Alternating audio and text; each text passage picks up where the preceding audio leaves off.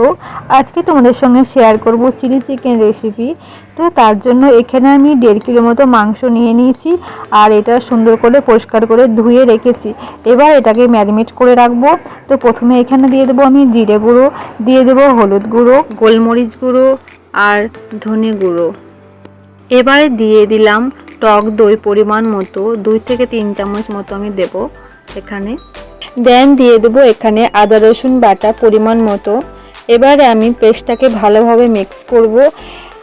তোমরা চাইলে চামচেও মাখতে পারো, কিন্তু আমার মনে হয় হাতে মাখলে বেশি বেটার হয়, সুন্দর মাখা হয়।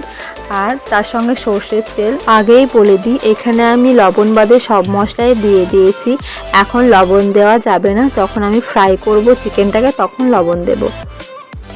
এবারে দিয়ে দেব ডিম। এখানে আমি 4টে ডিম দিয়েছি।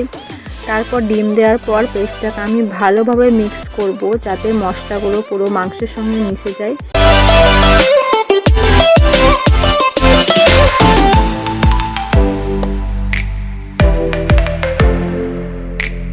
তারপরে দিয়ে দেব চালের গুঁড়ো আর সবার শেষে ভিনেগার।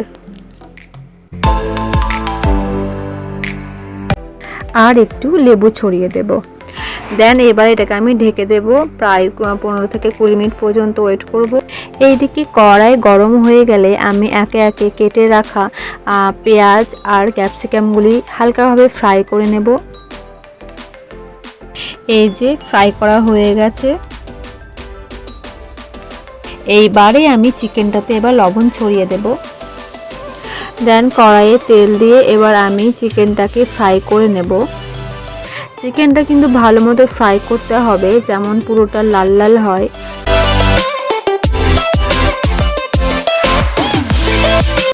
আমার ভাজা কিন্তু হয়ে গেছে, দেখো একদম লাল লাল। এবার আমি একটা পাত্রে চিকেনগুলোকে তুলে নেব।